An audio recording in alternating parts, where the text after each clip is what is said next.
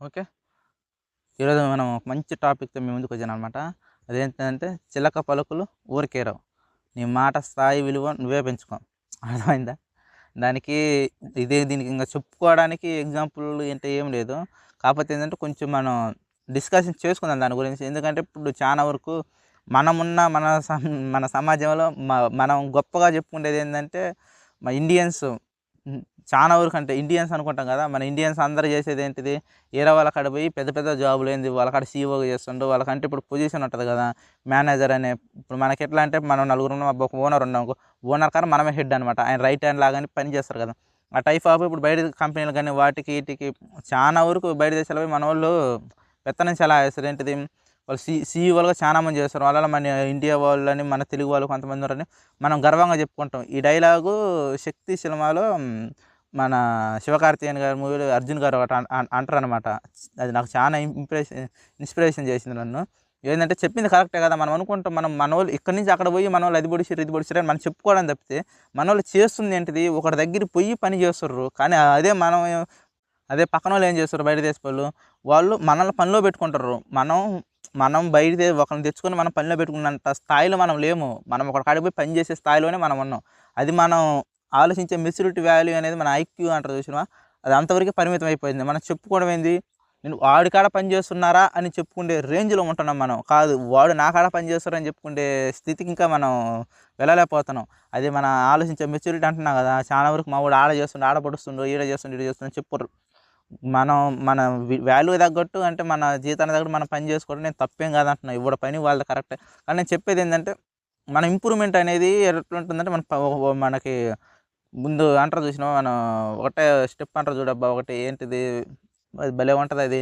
అదే ముందడుగేయటం గాని, ఇప్పుడు మన చుట్టుపక్కల నలుగురు మాటలు నమ్మి నువ్వు ఏదైనా చేస్తావు కదా! అది చేస్తే ప్రమాదం, ఇది చేస్తే ప్రమాదం, సేఫ్టీ ప్రమాదం లేనిది డైరెక్ట్ ఒకటి చేసుకో, నువ్వు అది చేసుకో, ఇది చేసుకో చిన్నగా అంటారు. మనం మన ప్రమాదం అనేది ఎక్కడా లేదు. మనం నడిచే నడకలో ఉంటది. మనం తినే ఫుడ్‌లో ఉంటది. ప్రతి దాంట్లో ఉంటది. అతిగా తిన్న ఫుడ్ ప్రమాదమే. నువ్వు నడిచే విధానం ఇప్పుడు నడుచుకుంటా పోయి కాలు జారిపడి తలకాయ పగిలినోళ్ళు చాలా మంది కాళ్ళు చేతులు ఇరిగినోళ్ళు ఉన్నారు. 2, 3 ఫ్లోర్‌ల నుంచి పడ్డోళ్ళు కూడా లైఫ్ లీడ్ చేస్తున్నోళ్ళు ఉన్నారు. ప్రమాదం ఎక్కడా ఉండదు. మనం బతికే ప్రతి ఎవ్రీ మినిట్‌లో, ఎవ్రీ లైఫ్‌లో ఇప్పుడు ఈ క్షణం నేను మీ ముందు మాట్లాడుతుంటే అంటే అది నాకు లక్కే. ఎందుకంటే ఎవడికేం తెలుసు ఈరోజు బాగున్నారు, రేపు చచ్చిపోతారు. దానికి మన ఉదాహరణ చెప్పుకుంటే మన 'పునీత్ రాజ్‌కుమార్' గారు కర్ణాటక యాక్టర్ ఆయన. ఎంత పెద్ద మంచి యాక్టర్ అయినా చూడు సడెన్‌గా హార్ట్ అటాక్‌తో చచ్చిపోయిండు. అలాగే మన తెలుగు తా 'తారక రత్న' గారు కూడా ఉన్నారుగా మన 'నందమూరి' ఫ్యామిలీ నుంచి. అవి సడెన్‌గా జరిగిపోతుంటాయి. ఎవ్రీ మూమెంట్ మనకు ప్రమాదమే. మనం వేసే అడుగు గాని, అది గాని, ఇది గాని అంటున్నాం గదా! మనం చెప్ మనం చెప్పుకుంటే గొప్పలేంటి ఇండియన్స్ అది అని చెప్పి వాళ్ళ కాడ పోయి పని చేస్తుర్రని చెప్తున్నాం. నేననేదేందంటే చేస్తుర్రు గొప్పే అది కాదనేది. నువ్వు వేరే వాడి కాడ పని చేస్తున్నావు. వాడికి ఇంకా అది గొప్ప నేను చెప్పేది అర్థమవుతుందా? ఇప్పుడు ఎట్లా అంటే నేను మా వోడు గొప్పరని మనం చెప్పుకుంటుంటే ఇంకొకడేమంటుండంటే మీ వోడు నా కాడ పని చేస్తున్నారా అని ఆయన చెప్పుకునే లెవెల్‌లో ఉంటారు. అర్థమైందా? మనకి ఉన్న రిలేషన్ ఏంది మనం చేసే పనేందంటే, ప్రతి ఒక్కరికి మనం నమ్మకంగా పని చేయడం మనకు చానా వరకు అలవాటే. అది ఒకప్పుడు అందులో ఇప్పుడు మనోళ్ళు గూడా చేస్తారు గానీ, చెప్తున్నాం.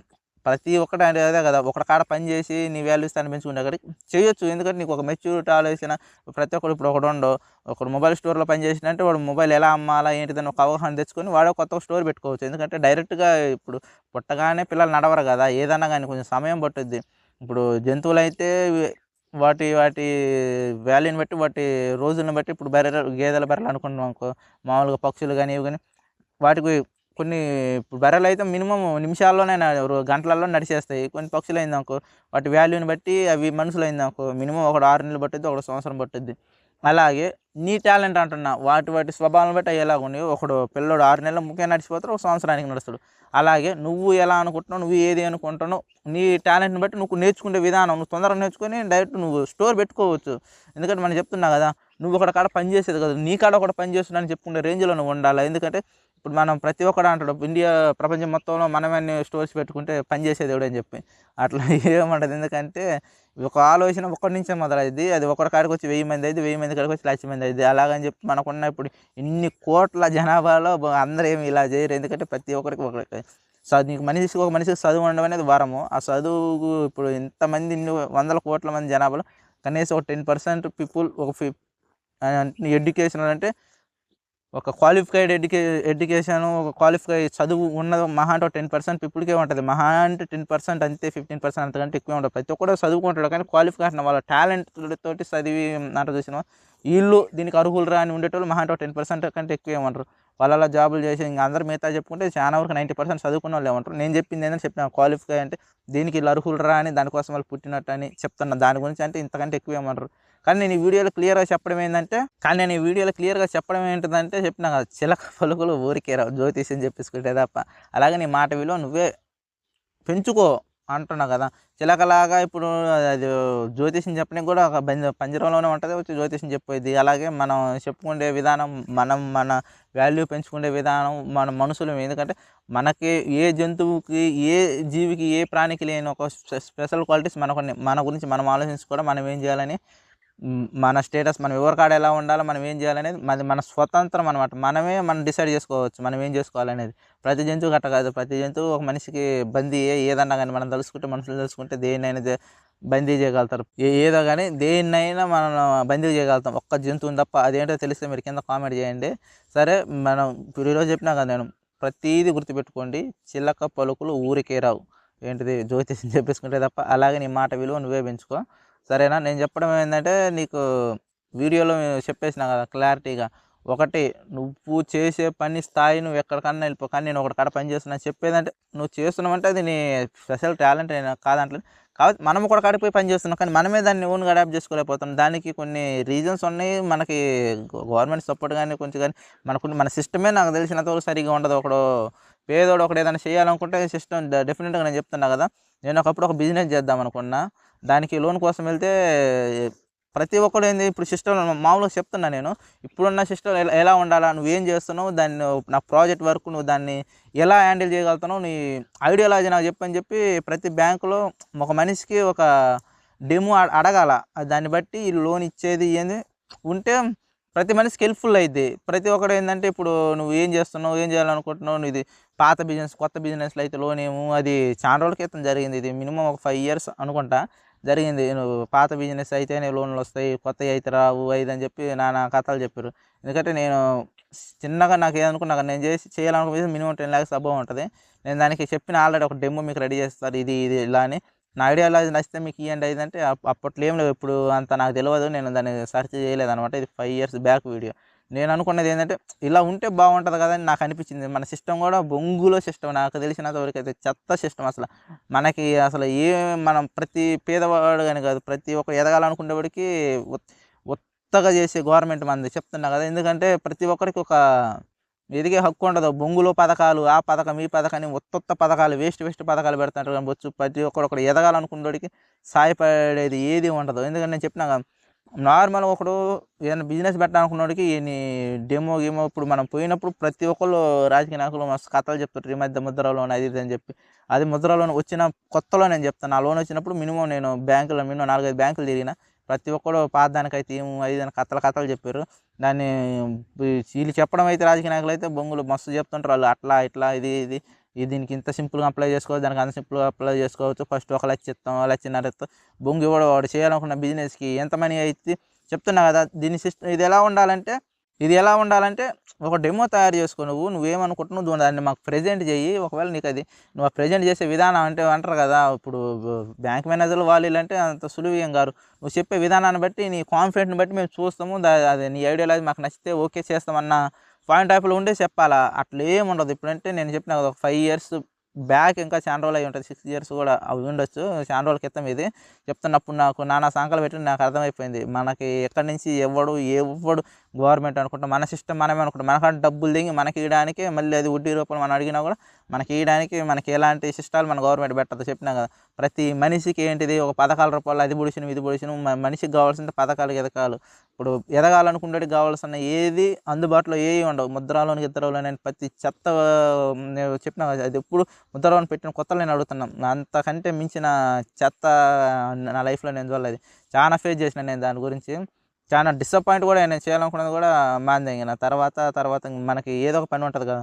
గిట్నే మీరు వీడియోలో కూడా చూసుంటారు, ఏదో పని చేసుకుంటా హ్యాపీగా లీడ్ చేస్తున్నా. నేను అంటాం ఏంటంటే ప్రతిసారి చెప్పేదే చెప్తున్నా, ఎవ్వడు నీకేమి సహాయం చేయడు. అది మనీ రూపంలో గానీ, మన గవర్నమెంటే మనకు సహాయం చేయదబ్బా! మనకి మనం చేయాలనుకున్న రూల్సే బొత్తింగు ఏది ఉండదు అసలు మనకి. ఏది ఉండదు. ఏది మనకు అనుకూలంగా ఏది మన చేతిలో ఉండదు. నీ చేతుల్లోనే నువ్వు ఏమనుకుంటావో అది మాత్రమే చేసుకో. మనీ రూపంలో మనకి ఎక్కడి నుంచి అస్సలు సహాయమే రాదు. ఇది చెప్తున్నా, ఏదన్నా గానీ నువ్వు నీకు నచ్చినట్టు నువ్వు నీ సిట్యుయేషన్‌లో నువ్వు మలుచుకో. చెప్పినాక నా లైఫ్‌లో జరిగిన ఇన్సిడెంట్ చెప్పినాక, మీ లైఫ్‌లో కూడా ఇలాంటి ఇన్సిడెంట్లు ఉంటే షేర్ చేసుకోండి. ఎందుకంటే నేను చెప్పినాక 5, 6 ఇయర్స్ బ్యాక్ అవ్వనమాట. ముద్ర లోన్ కొత్తలో పెట్టినప్పుడు అనుకున్న. ఇప్పుడైతే నేను మళ్ళీ వాటి గురించి ఎంక్వైరీ చేయలేదు, అడగలేదు. ఇప్పుడైనా ఏముండదులే, మన అంటారు చూడు, మనం చేయాలనుకున్నోడికి పక్కా 100% ఎలాంటివి జరగవాలి.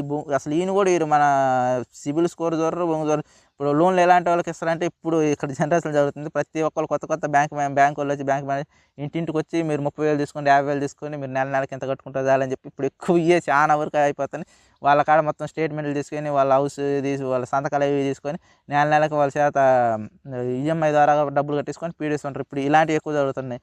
ఎందుకంటే మనకి ఒక పని చేద్దాం అనుకోని ముద్ర లోను అది ఇది మనిషి గెలవడానికి చాలా చూపిస్తుంటారు. నాకైతే నా లైఫ్‌లో నేను ముద్ర లోన్ అనేది నేను చూసినప్పుడు ఒక నాకైతే ఒక చెత్త బుట్టలాగా అనిపించిందది. నేను అనుకున్న ముద్ర లోన్ వచ్చింది కదా! నాకు చాలా హెల్ప్‌ఫుల్ అయిద్దని చెప్పి కొన్ని బ్యాంకులు తిరిగిన. బొంగు పేరు చెప్తే ఏమైంది, ఆంధ్ర బ్యాంకు ఇది, ఇప్పుడు ఆంధ్ర యూనియన్ బ్యాంక్ 2 ఒకటే కదా! ఆంధ్ర యూనియన్ అది, మళ్ళా స్టేట్ బ్యాంకు, మళ్ళా ఇది యాక్సిస్ బ్యాంకు, ఇంకా కెనరా బ్యాంకు కొన్ని తిరిగినా, ఏడ పోయినా యాక్సిస్ బ్యాంక్ తీసుకుంటే యాక్సిస్ కాదు, ఐసీఐసీఐ బ్యాంక్ తీసుకున్నంత దమ్ము మనకలేదు. మినిమం 49,000 ఉంటే గానీ యాక్సిస్ బ్యాంక్ తీసుకోలేమంట. దాని గురించి అది పక్కన పెట్టేసిన.